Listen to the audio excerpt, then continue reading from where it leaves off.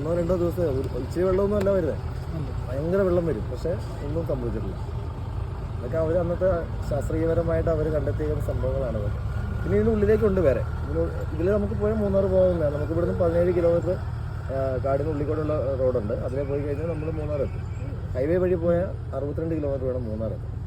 പക്ഷെ അന്നത്തെ കാലത്തെല്ലാം മനങ്ങളാണ്. ഈ വേറൊരു ഇത് പറയുന്നത് പറഞ്ഞാൽ മധുരയിൽ നിന്ന് അന്നത്തെ കാലത്ത് തിരുവിതാംകൂർ രാജഭരണകാലത്ത് ദൂത് അയക്കാൻ വേണ്ടി പോണ ആളുകൾ സ്റ്റേ ചെയ്തുകൊണ്ടിരുന്നെന്നും ഒരു വിഭാഗം പറയുന്നുണ്ട്. പക്ഷേ ഇതിന് മുമ്പൊരു യുഗം ഉണ്ടായിരുന്നു, ഇങ്ങനെ കല്ലും ഇതിനുള്ളിലൊക്കെ ജീവിക്കുന്നത്. അതിൻ്റെ കുറേ ഇത് ഇപ്പോൾ ഈ ഉപ്പുതറ, ശാന്തംപാറ ഇങ്ങനെയുള്ള മേഖലകളിലെല്ലാം ചെറിയ ചെറിയ ഗ്രാമങ്ങൾ തെളിഞ്ഞു വന്നു എന്ന് പറഞ്ഞാൽ ഈ പുരാവസ്തു ആളുകൾ വന്ന് കണ്ടെത്തിയിട്ടുണ്ട്. കുറേ ഒരു ഗ്രാമം തന്നെ കണ്ടെത്തിയിട്ടുണ്ട്.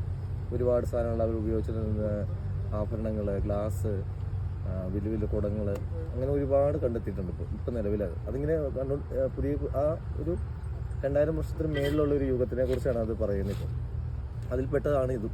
ഇതൊക്കെ ശരിക്കും പറഞ്ഞാൽ ഇതൊന്നും ഇങ്ങനെയല്ല സംരക്ഷിക്കുന്നത്. ഇതിനെയൊക്കെ നല്ല കെയർഫുള്ളായിട്ട് നല്ല ക്ലിയർ ചെയ്ത് ഇതൊന്നും ആരും ഒന്നും നോക്കുന്നില്ല.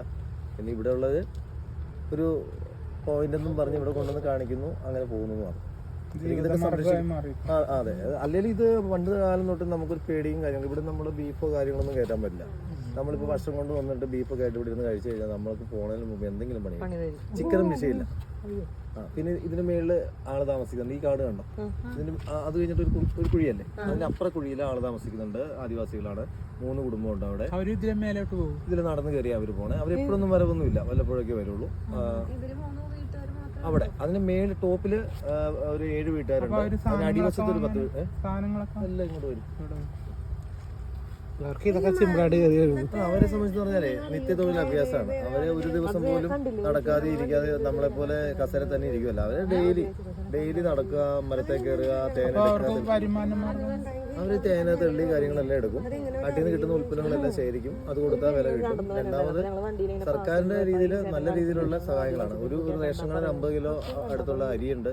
അതിനുവേണ്ട എല്ലാ സാധനങ്ങളും കൊടുക്കുന്നുണ്ട്.